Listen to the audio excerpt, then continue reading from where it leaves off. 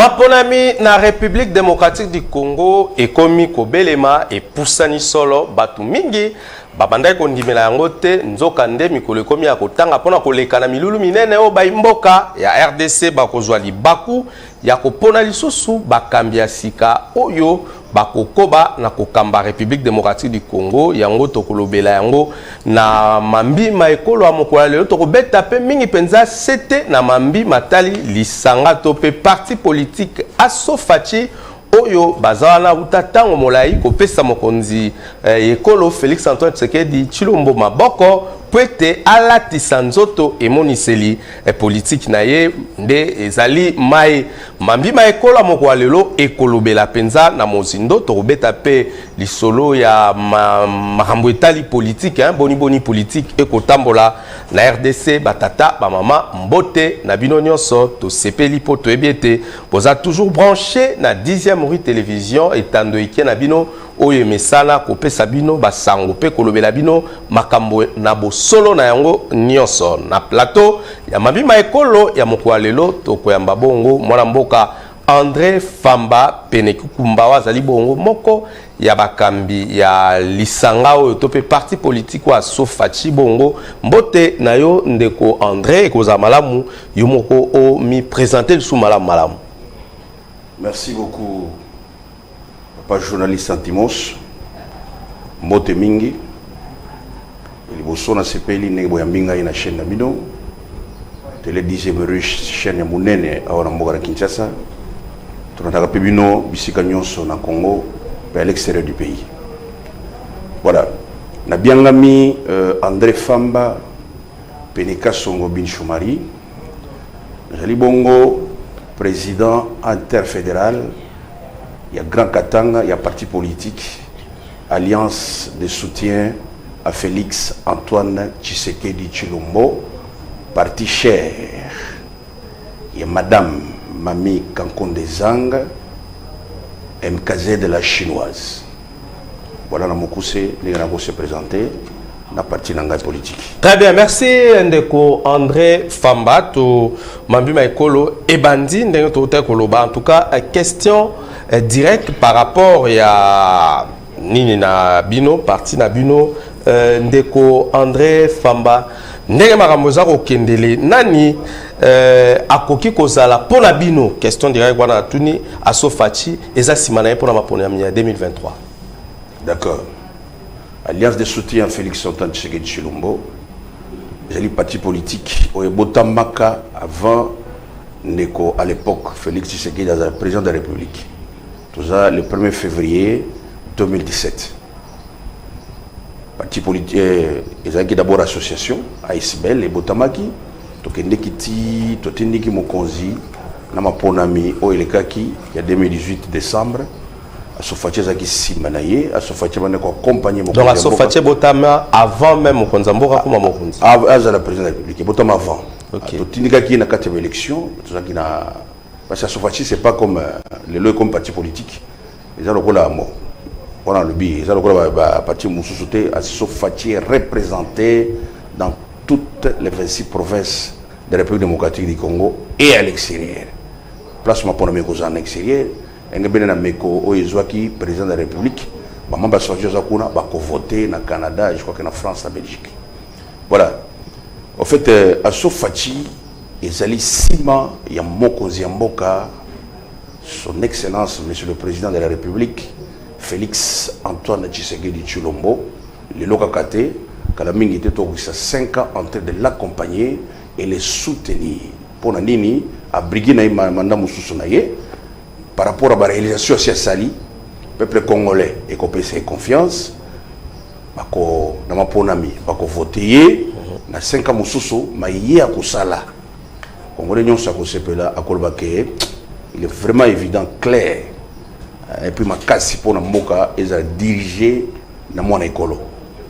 Yango eza sima mokonzi Félix Antoine Tshisekedi Tshilombo et longo na présidente nationale azoko sepumone butulokola moi madame MKZ Mami Kankonde Zang la chinoise mais azarami dans l'ombre pour ayoka na rapenzate te azali bazali aza mokonzi biso nde toujours représenté tokolobela mpona ye mais na mikolo ekoya akoleka mpe na bachaîne parce qu'il est candidate hein?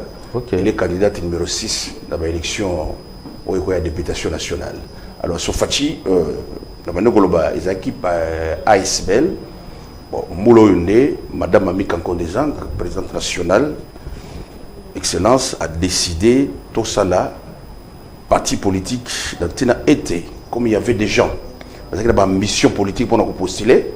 Avec ASBL, c'était un peu compliqué. Raison pour laquelle le parti politique est Salamaki.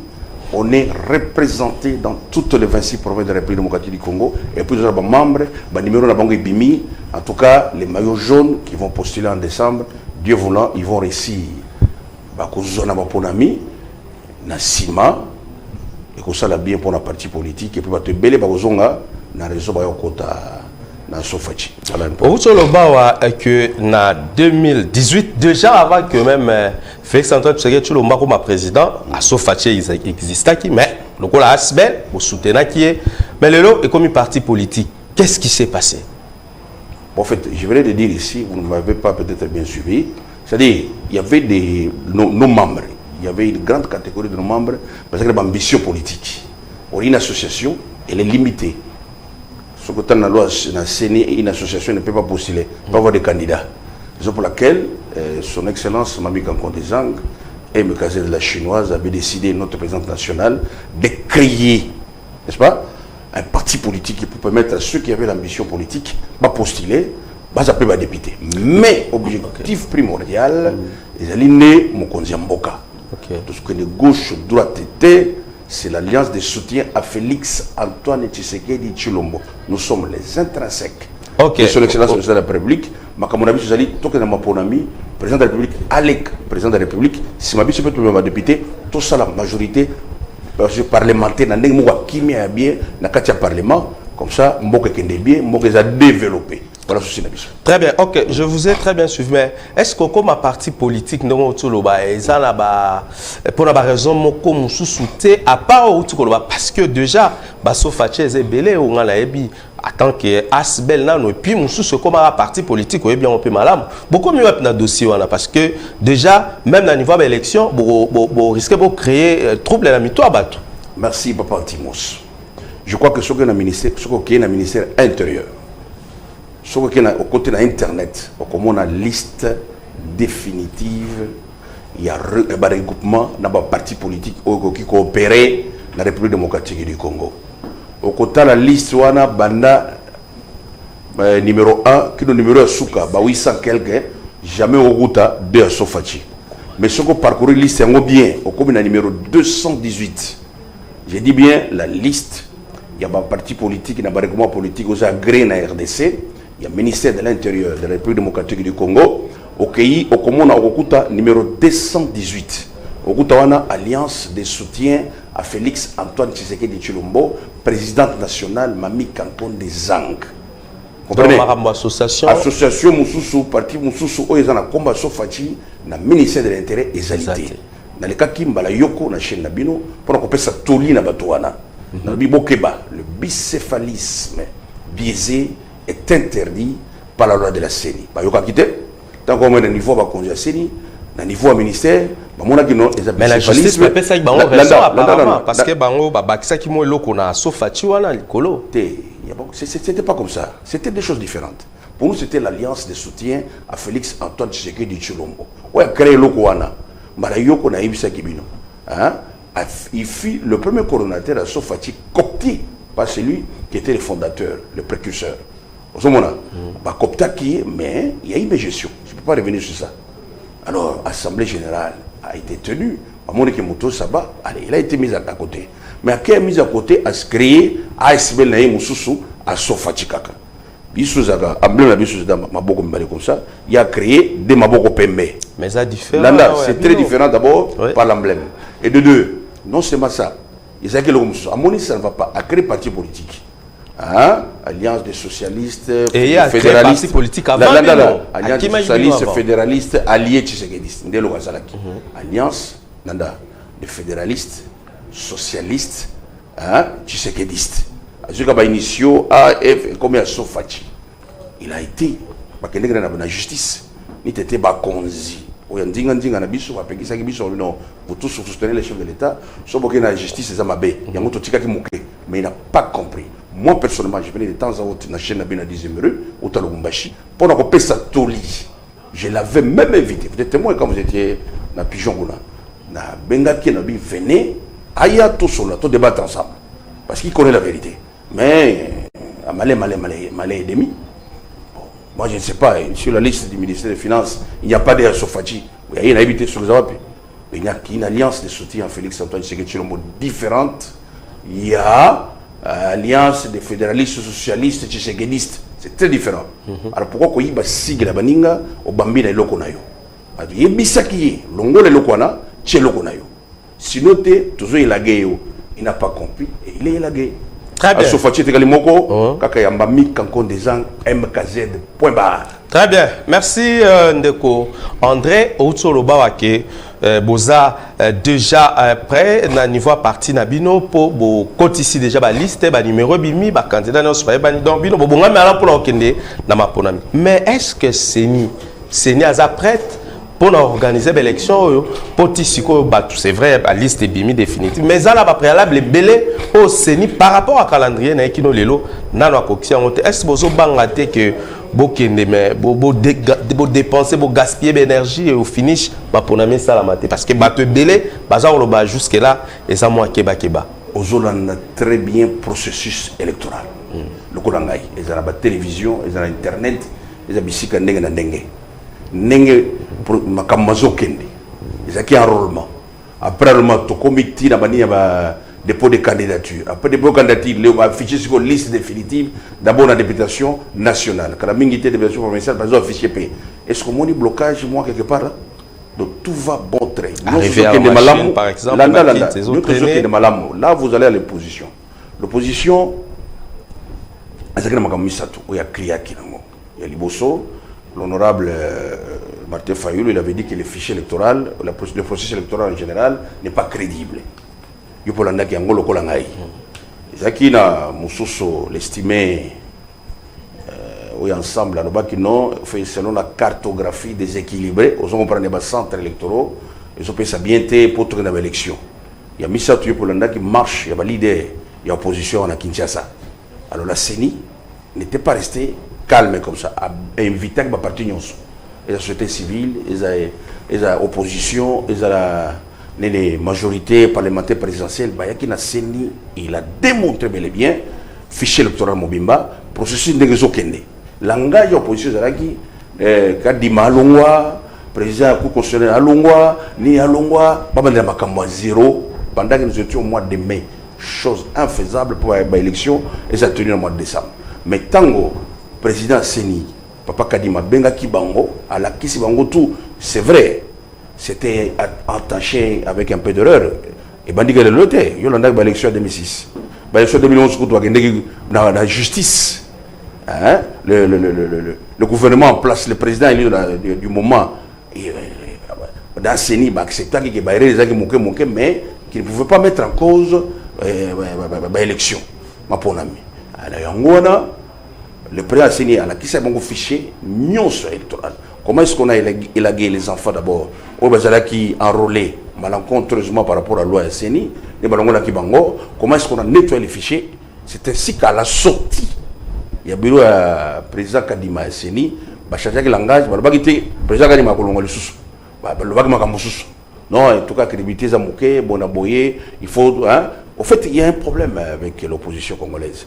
Atabati président Otilola, à Yewa, à président de la République, si ma élection, bah qu'on crée caca nos crédibilités, bah qu'on crée caca fraude, bah qu'on crée caca boye, les droits là-bas, les droits là-bas, on va appeler à Rondi Bamara. C'est ça. Mais droit, ils ont le moussou que na kuluka la bateau moussou makamussou. Drôle, on peut bosser. Surtout pas bosser plein la cambo, le bit. Il y a six propositions. Pourquoi Denis Dimaza on dit mako yo kata ou bamba pour le battre? Denis Kadima accepté. Au moins il on a le bien, il y a cartographie irrégulière par rapport à estimé Olivier Kamitatou, Nengalobaki.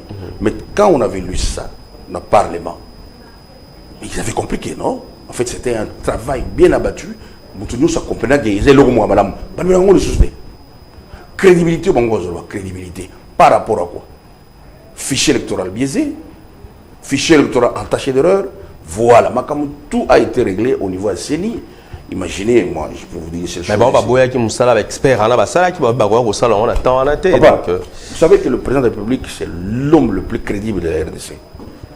Donc, et que vous avez un observateur, vous comprenez, hein? En fait, je m'excuse le terme. Centre. Les leaders de l'opposition, vous avez un centre pour mon élection, bien. Le problème, c'est quoi? Le problème, ce sont. Vous savez, quand on critique le président de la République tout le temps, il n'a rien fait, Dollar et Mati, Zala, tout ça. Est-ce que Biloko a bandit les lots? Moi, je suis né à l'époque de Mobutu. Ah, on passe cette RDC. Bissot, tout le monde a passé dans Mokaoyo. C'est-à-dire, le président de la République, il y a beaucoup d'actes de sabotage. Dans le cas de l'opposition, même mise interne, étrangers. Donc, ce que moi j'appelle la main noire, il faut saboter Moka. C'est ce qu'il faut se mettre en tête. Donc, ce que tu as dit, c'est la réalisation, il y a son excellence, monsieur le président, Félix Antoine Tshisekedi Maïa Sali. Je vais passer ici. Et vous avez une émission spéciale. La réalisation, mon tuya à niveau province au Yosa, ton espace Grand Kassai. Voilà. En attendant peut-être aux élections. Tout qui est dans la gratuité. Critiqué partout. Oh, les enfants, même le sol, il n'étudie pas bien, tout ça. Mais allez voir. Nous sommes à 7 millions des enfants qui n'étaient pas scolarisés. Parce que scolarisés le lot parce qu'il y a gratuité. Parce que tanga. Quelque chose va vendre assez. Quelque chose va vendre du color bon. Parce que tanga. C'est ce qui est important.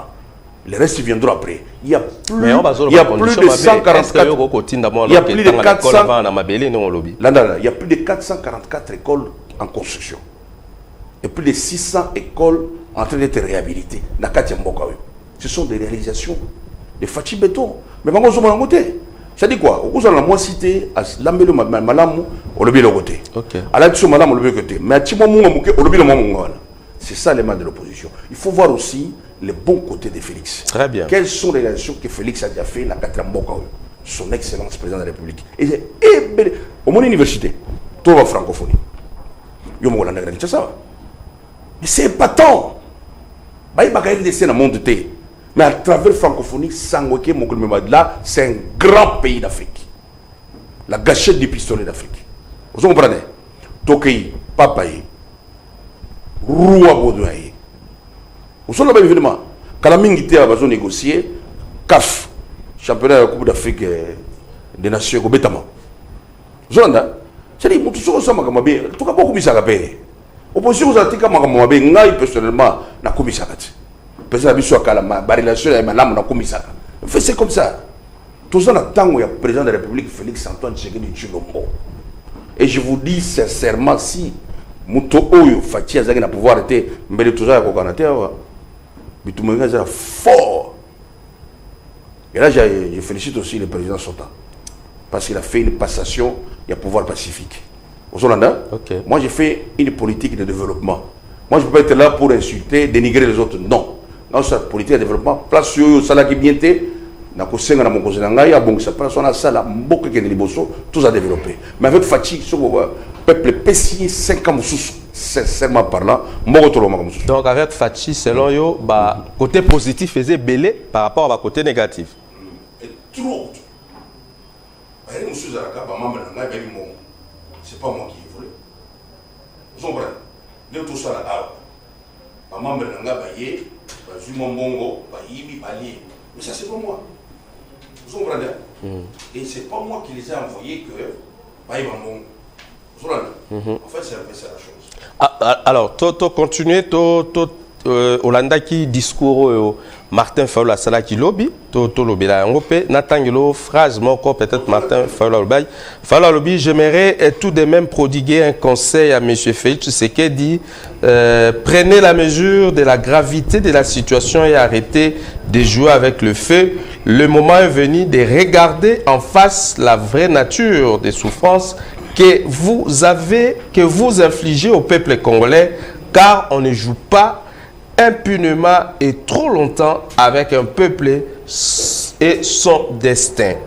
Wana Maloba Fayulu analyse na yo. Il a bien. Kenya mama yo. Kenya ba plutôt nyons tuna nana zokufa wana nzala. Nana zokufa wana pasi. Atate. Donc, pour nous, ne cherchez pas toujours à se donner raison. Raison, on va payer sa raison. Félix a une éternalité. Le président Félix a collé le mandat de l'insurrection.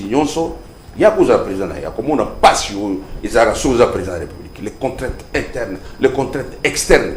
Et ça passe pour nous diriger Mogal. Ce que mon Félix a tenu le Dengwana, Barbaga, moi en Kossi à Kossi. Mais au Kanti, peut-être que ma camion sauf la côté positif ou le côté négatif. Allez-y. Permettez-moi. Ce qu'on on ne joue pas avec le fait. Quel fait? Quel fait Yazanango pour que ce président en exercice et qui est au pouvoir? Il n'est pas sanguinaire, ce monsieur-là. Ce que le président Moussous, papa, mais toujours pas Moussous. Je ne dis pas qu'il lui peut faire mal. Non, il n'est pas né comme ça.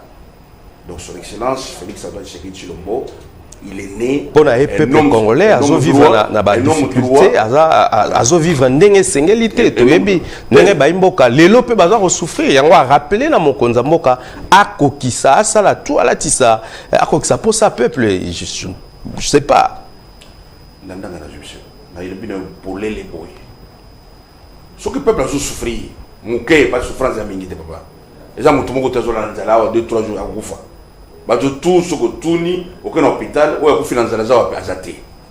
Parce que tout ça, c'est un mandia, mais et là qu'on a insisté, on a martelé dessus, les alliés, opposition à mon cambo par rapport à peuple na bango, pas sur peuple, par rapport à peuple à Zosengani, peuple à Lingini. C'est ce qu'il faut voir dans un premier temps. Vous comprenez? Jouer avec les faits, Félix peut jouer avec les faits de qui? Il est président de la République en exercice, mieux rémunéré. En tout cas, surtout sur le bambou. Et ça, il y a état de droit. Mais moi, si j'étais à la place de Félix, déplacer l'engagement, je n'étais pas de plainte. Les insultes sont prohibées. Mais il y a Fingi. Martin Fayol a Fingi. Quand vous dites au président de la République, il ne faut pas jouer avec le fait. Que le fait? Lui, l'équipe par rapport au peuple. Il y a l'équipe peuple. Il représente également la population. Tout le monde représente le peuple. Et ça, quand on a sur mandat comme président de la République, le peuple est sur mandat. À l'heure actuelle, il n'est pas le peuple, lui. Ou le président de la République, il ne joue pas avec le fait sur le peuple. Ce n'est pas ce monsieur-là. D'accord. Donc, on ne joue pas avec le fait. Donc, il y a une Assemblée nationale. Vous voyez que depuis 2001, si j'ai bonne mémoire, dossier, il y a proposition à loi Tiani. Loi na bayaka nango et oyebi ndenge kendaka ba tchaka mpanzi mais lelo oyo na session ya suka curieusement poup babimisi ba aligner loi Tiani alors que ba kartaka yango kala parce que ba monaka ngo ezara malamu penza mingi te lelo ba yoko mais pourquoi ko zonxa na moment n'est-ce pas au monte que zo cadrer pe lokola na ba maloba bongo est-ce ça provocation te au pouvoir en place parce que ça peut oyebi que ce que bimi na parlement ba ko adopter parce que majorité ça na une sacrée parlement. Est-ce que le président Félix est parlementaire? Voyez makamu faut toi tra makamu ndenge zo ke na angle nango. Le président Félix n'est ni député ni sénateur. Loi wana ndenge zo ba wana batanga kiango sikoyo ba ko kundola yango batanga yango lisusu. Mais pourquoi ça a faire avec le président Félix en quoi? Non, il y a un pourquoi ko lobela na moment d'élection. Est-ce que ça c'est pas Félix? Que nous trop parlementaire ba pourquoi ba zonksi lo na ba kundola yango lelo. C'est pas le président Félix tout moi na ba tout qui quand même moi calme. Il a beaucoup de contraintes, mais moi j'ai un voisin, moi j'habite le Machi. Banana balali nzara, vous comprenez? Papa nana, nous sommes makamonzala. Alors moi je tonga 2000 pour solo pas ngalobi. Ah, banana bali te pour nani? Félix doit partir. Est-ce que c'est comme ça? Hein? Ake azaki na musala aibi na musala ba bengani, banana balali nzala, na tonga la muka lobino, Félix doit partir. Parlement. Et je vous dis sincèrement aujourd'hui, je crois que sondage, même tout va t'engager, on a déjà sondage, et bien l'élection au Tché Félix, Wana, au Tché n'importe quel opposant, na droiture, tout le monde américain, un superviseur à l'élection, Félix a un tamaka à l'élection. Vous avez un vous comprenez? Faut se zéter. Mais finalité,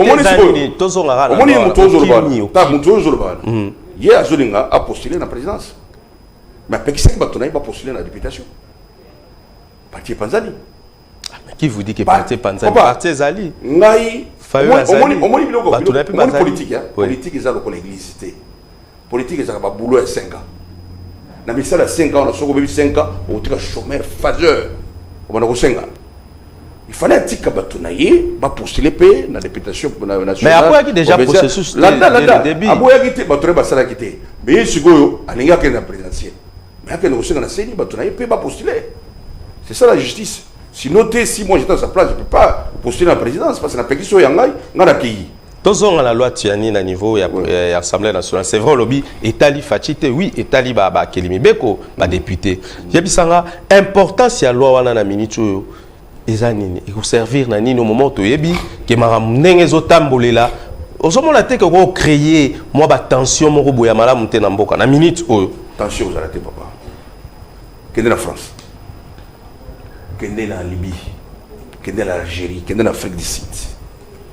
Yebisa bango ngai mama na ngai français. Bon, pour la France ko to lobaté hein parce que France c'est bala sol sanguinis so ko botamika ko nos français. Kende ba pays mususu oyo même na États-Unis. Hein, le bac maman na ngai américain, papa na ngai togolais. Vous comprenez? Et que botamika na États-Unis jamais repostulé. Et ça makambo ça le ko zo na ndako na yo. Vous comprenez? Hein? Ba pesio biloko na mbongo ya kolesa famille na yo nananga malamu na mama ozana bana alors oko servir na mama na bana imaginez yo olembi lelo bazui semeki na yo aye a occuper musala na yo ako salisa bino mais ako sepe bandeko na ye c'est-à-dire priorité mbongo okokende bisika mingi vous comprenez hein? Toboité moi personnellement j'aime tout le monde. Et moi, pour moi, hein, nazolinga loi na ba voter en côté. Comme ça, bango tout ba ya Félix Nyata bango ya ndenge bien. Allez kanai. Mais ce qu'il y a un impression ça va zomo on dirait bozo banga catégorie ba candidat moko yango il fallait que écarter ba tout sur le terrain tika la vie. Ba député ne bazo banga te parce que bango ndezo makambo balona. Son excellence monsieur le président de la République Félix Antoine Tshisekedi calme. Aïbigé à tout venant. Je vais raser. Vous comprenez? Ah, batika bango nyonso wana pour moi batika bango nyonso toke élection pour comprendre.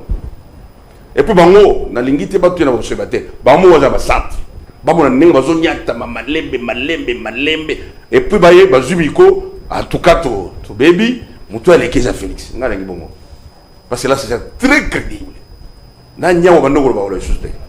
Qu'est-ce qui vous fait dire ça? Confiance soit excès, confiance soit na confiance à mon président, on battra pour battre campagne en NGT. Parce que là maintenant on va exhiber, là on va toyer bakate, là on va mon akate et qu'on regarde ma chaîne à télévision toutes les réalisations de Félix Tshisekedi. Au moins je vous parle de la fonction publique à ma tise ya batonyo so grade moko ali. École ozaga attaché d'administration de première classe comme attaché d'administration de deuxième classe. Ba tout mati bagarati. Vous comprenez? Quand la mingi tout le monde va enseigner, salaire les matin. Il faut voir le cœur. Il faut pour comprendre hein, un politique comme Félix. Il faut avoir prophétie mon boy. Na nzambe na politique ne comprendre. Très bien. C'est mon mboka alingi mboka na ye et ce qui te pèse mandat mususu. Moko za développer.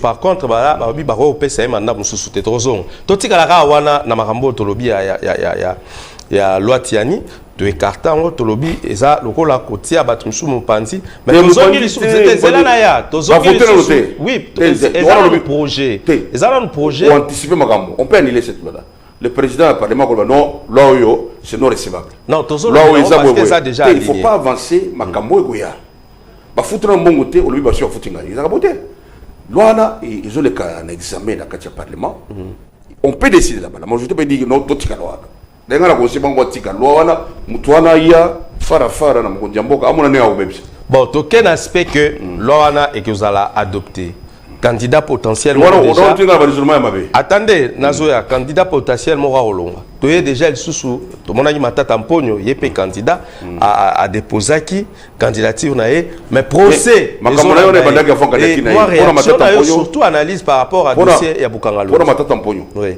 et ça pas commencé aujourd'hui hein et banda qui a 20 000 ni à l'élection vous comprenez et banda qui a fond mama kama Bukangalo zwana Avant, je vous dis, avant. Tu vois, Longola, Kondoli pour l'ensemble. Et moi, je conseillerais Batika Galoana.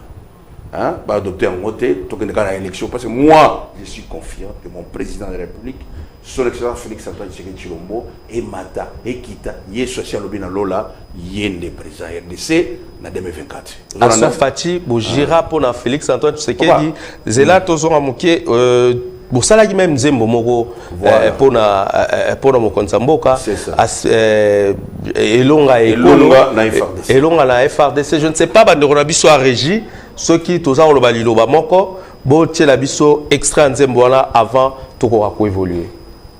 En dépit de ma bonne volonté et de la main tendue du peuple congolais pour la paix, certains de nos voisins n'ont trouvé mieux que de nous remercier par l'agression et le soutien des groupes armés terroristes qui ravagent l'Est de la République démocratique du Congo. Yahweh pesa biso elonga Yahweh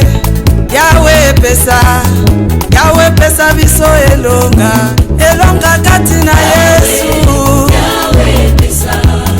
Yahweh pesa biso elonga na Yesu.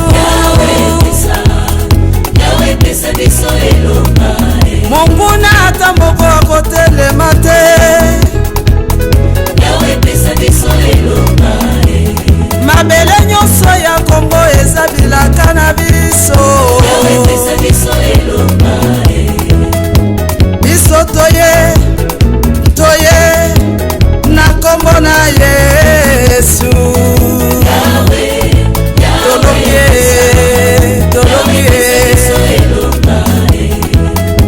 FRDC mapinga ya makasi tokotika bino te, tozali nsima na bino. Yahweh pesa biso elonga tolingi tomona loboko na yo na Kongo. Yahweh pesa biso elonga lokola David abomaki Bafilistin. Yahweh pesa biso elonga biso mpe tolingi torekipere bafrontiere nyonso ya Kongo.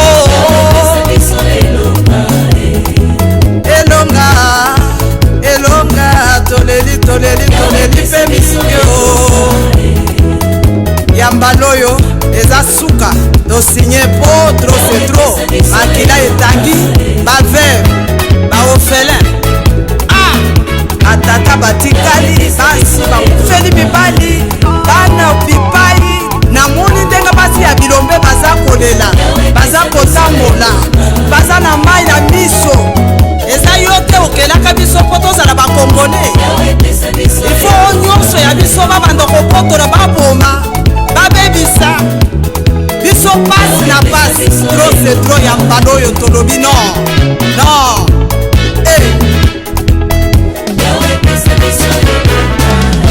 Voilà la touche du maître et ça mon passage ane nyonso ya Kongo bisika bozali botelema tozala nsima ya FRDC elongo na son excellence monsieur le président de la République Félix Antoine Tshisekedi Tshilombo, le commandant suprême, Maman Denise Nyankero Tshisekedi première dame, soutenons les FARDC. Abena Abiso Yabiso Est Nabiso Yabiso Monguna Adongate Alingate elongo na fachi FRDC tozo minduki tobenga na Monguna tina tapu na ye tina se ya beto eloko moko te kutika. Avancer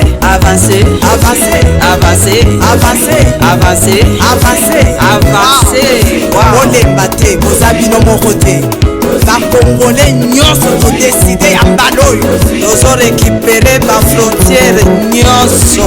Le chef d'état-major général de FARDC, l'inspecteur général de FARDC, le commandant de la force terrestre, de la force navale et de la force aérienne de la RDC, les commandants des zones de défense de FARDC, les commandants des régions militaires de FARDC, les commandants de la garde républicaine de la RDC, les commandants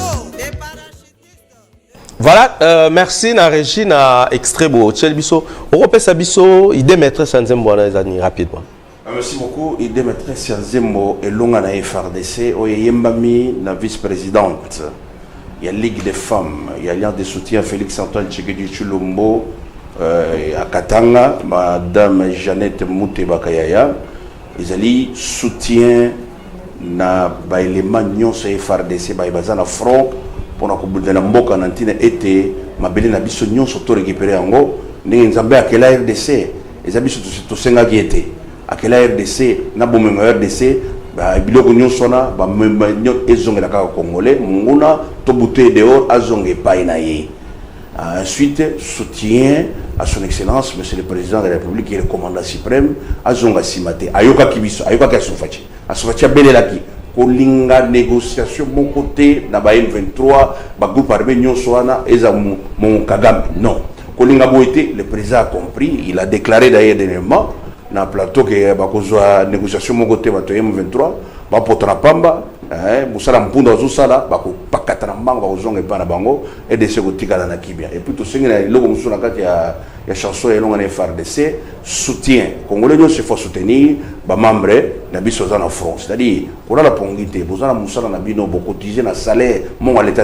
Moi, Mouké, Bosangi, si Boye, le ministère des Titels, où tu es ça pour la Basoda, Basofuta Bango. Mais pour renforcer ce qu'on va Bota Bango, pour renforcer ce qu'on est, déplacer des guerres basées pour balayer à Bango, en tout cas, PC et Lingi, Pekitoko Makasi. Très bien, Olanda qui Moronzamboka na Nations Unies, qui c'était justement la Marambo Italie, Est la République démocratique du Congo, où ta moi Mikoloïki qui est kuna.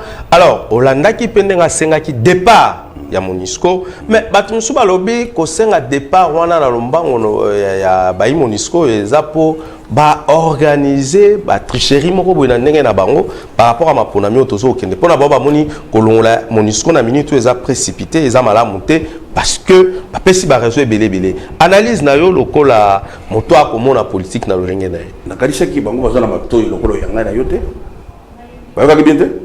C'est pourquoi surtout dans la opposition ils ont un problème à Congo. Ce qu'on a zoloba cause à opposanté l'anda no makambuto zoloba yoka ngobie ndoloba. Il a dit décembre. Monisco au lieu de décembre 2024, Monisco il faut abandonner Kolobi manamboka na biso na décembre après le 20 décembre après l'élection de Monisco bandiko kende. Donc kolanda makamongo ndenge boy. C'est ça le mal du Congolais. Au Monisco bimi awa na Congo bitumbesi. Et vous savez moi la naga bien à sur vérité. Je fais de Goma. J'étais à Goma, j'étais à Bounia. Ce qui Monisco a bimi, la naga bien, a bimi na RDC. M23 na ba groupe d'armée nyonso ba pakatani mangbakeyi. Bazo batama sima Monisco né. Moi je vais de là, j'ai toute la qualité. Bazo batama sima Monisco. Oh nazo pekisa mboka, nazo pekisa bitu. Ozo pekisa bitu ma 25 ans, bitu meza kaka. Bakongoli bazokufa 2 millions déjà bazokufa yozo pekisa nini yozo pekisa na ndenge tokokufa kabiso yeso koya pona ko zo biso to na lola Monisco ko nyata jamais na mboka na biso baza tombe ba pekisa mbapesa bitumba na gauche na droite non opesa bitumba mutu moko RDC bango bazoya ba mine bazokende bazosandenge balingi en tout cas mais faiblesse c'est ça banane faiblesse ya mutu te papa c'est une histoire internationale. Vous comprenez? Mais ça c'est très grave, ça sera la République. Vous comprenez? C'était prévu en décembre 2024, mais vous comprenez, en décembre 2023. Et pour ce qui janvier, février, ici, nous avons vu tout ça, c'est officiel. Mais nous avons tout ça, c'est officiel. Voilà, il y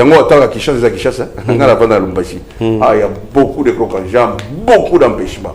Donc, na kuta na première dame na expliquer bango tina ntembo moko ki na poto tout bakamo. Alors tout ça sorti officiel nango parce que nzembo za prophétie makamo tout président ba na discours moko pour la RDC venir intégrer l'armée tout ça ces nzembo tout.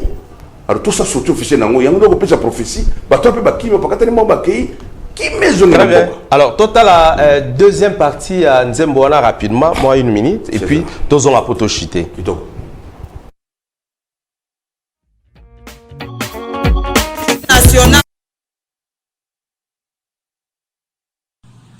En dépit de ma bonne gouvernement national et l'ongo na premier ministre assemblée En dépit de ma bonne volonté et de la main tendue du peuple congolais pour la paix, certains de nos provinces de la RDC, la police nationale, la politiciens nyonso elongo na société civile soutenant les FARDC, les régies financières, la DGI, la DGDA et la DGRAD, cotisons et soutenons les FARDC, les commerçants, les industriels, le minier et les autres entreprises contribuons pour les FARDC. Autofouté bambuna libanda ya RDC, un jeune garçon na ba jeune fille à Makassi, beaucoup d'armées pour renforcer les FARDC.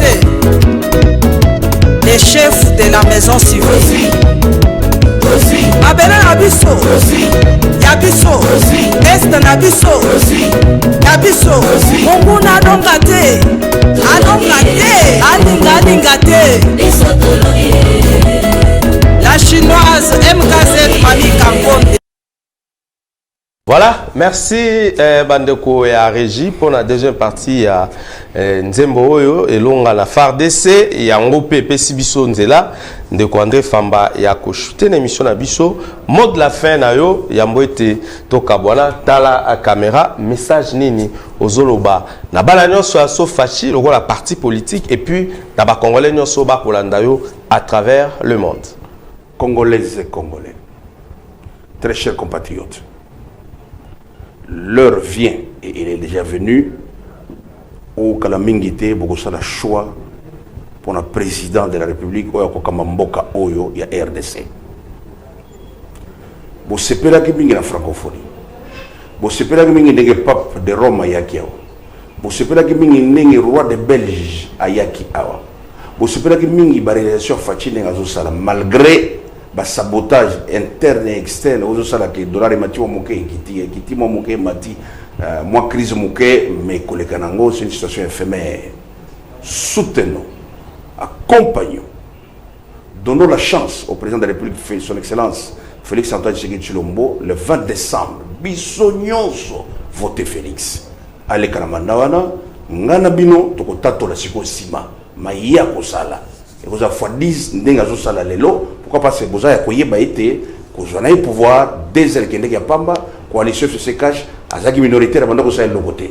Ina ne musebebaki Premier ministre de la coalition a continué avec le Makamouane. De Félix a travaillé qu'il y a quelques dizaines de mois. Donc, 5 ans, Mobimba, tout le monde a dit que Sima. Ce que tu as président de la République, tu as députés nationaux, députés provinciaux, communaux, il y a RDC na Katia Sofachi. Présidente nationale Nabiso, Madame Mami Kankon des ans, coup de chapeau, Madame, na effort de notre sala. Et non, on n'a pas Richard, nous avons pas Molabino, parti comme Mounene. En tout cas, ma pour la maison, tout voté, ma député Nabiso, tout que nous avons pas Molabino Congolais, tout le monde mingi, merci. Voilà, merci na bino nyonso bozui bakwa kolanda biso, merci ndeko André Famba, émission Mambima Ekola lelo et commis pratiquement la souka. Merci l'équipe technique, merci. Nabino nyonso prochain numéro il y a Mambi Maekolo Mikolo ezali koya ngala bino to pesani rendez-vous na mikolo wana botika malamu na mabota nabino nyonso mais bozala toujours branché na 10e rue télévision la chaîne au temple de la démocratie boya wana ba porte na biso eza toujours ya kofongama pour na servir bino botika malamu au revoir.